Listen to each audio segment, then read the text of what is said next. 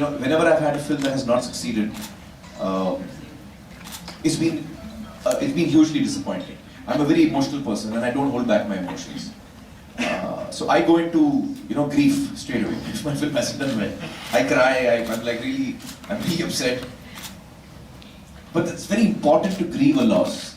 It is a sad moment if you go through failure, and it's important to grieve that sad moment and then let it go.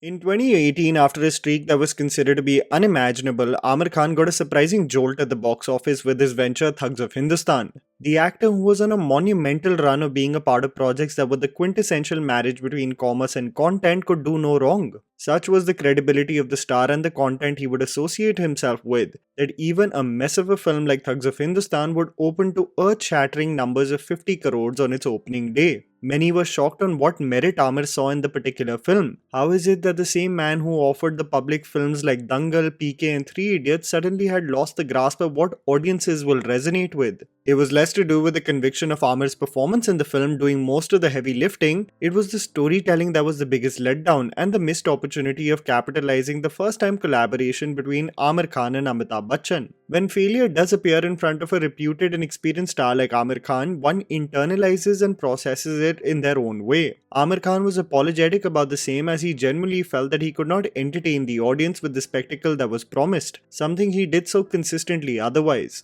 After a pandemic, a changed world, a more aware audience of global cinema, and hate-fueled narratives on news channels and social media, his return to the big screen was met with another lukewarm response from the audience. Had Aamir Khan actually lost his mojo? How could such a knowledgeable actor who also had an unbreakable connection to the audience's pulse go so wrong?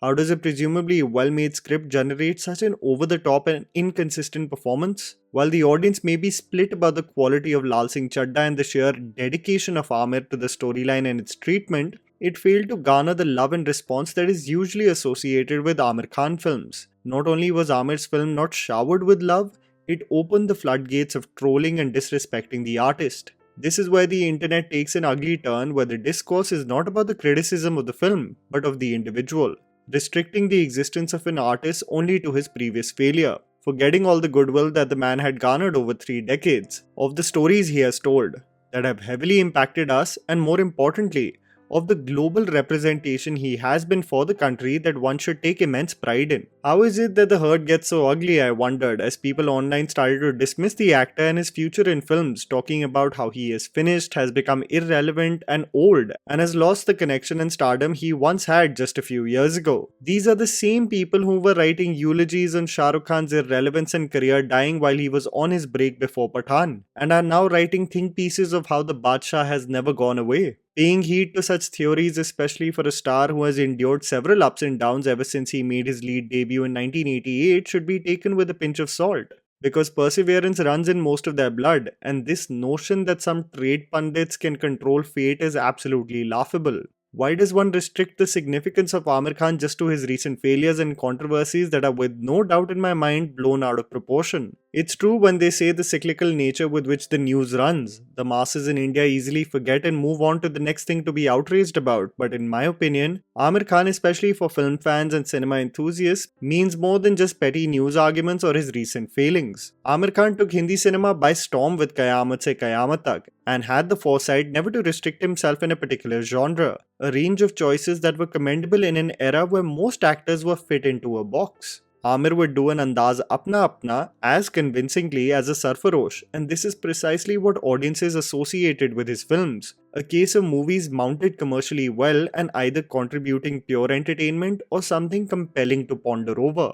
For my generation, however, an Aamir Khan movie was an event because during my formative years, he was becoming the trailblazer for more relevant contemporary and new cinema. The first film I saw of Aamir Khan in the theatre was Lagan, a packed theatre in Chanakyapuri, and even though the term theatres turned into stadiums is used for a lot of mass cinema today, Lagan truly was the film that paved the way for the cinema hall to become a stadium, visibly gasping, shouting and cheering at every new development in the storyline. Not only did Aamir bring Indian cinema to the global map, but he kept appearing in storylines that became topics of discussion rather than just forgettable run-of-the-mill stories. That's what set Aamir apart, as his movies became vivid and active film discussions. Dil Chahta Hai represented so many of our dynamics within our friend groups. Rang De Basanti was hipster and cool even before the term became generic and overused, and Ghajni, while being a remake of a popular Tamil film, opened the gateways for Hindi cinema to acknowledge just the commercial bandwidth their films have and the astonishing numbers that they can reach. Introducing to Hindi cinema the 100 Crore Club, a club that no film had reached till now. There was absolutely no stopping the man in just the potential numbers his films could reach, progressively becoming the most successful and commercial actor known in Indian cinema, introducing Bollywood to the 200 Crore Club with Three Idiots and the 300 Crore Club with PK and Dangal.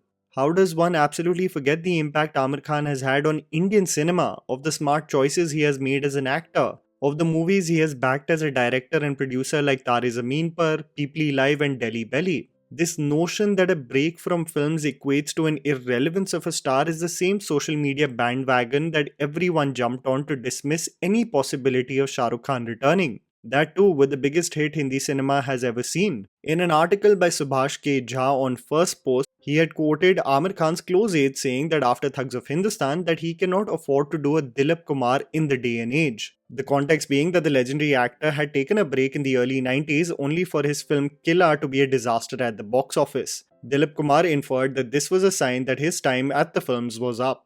What is a very interesting parallel if you see Aamir Khan's current predicament and where he was in 2001, you can easily understand that it's just about time and the right project that will make the capable actor bounce back. In 2001, Aamir Khan, after delivering landmark films like Lagaan and Dil Chahta Hai, had taken a 4-year break only to return on the big screen with Mangal Pandey, which turned out to be a colossal box office failure. This made the actor re-engineer his approach to films, only appearing in one or at the most 2 films in a year, and there was no looking back at the commercial strides he made thereon.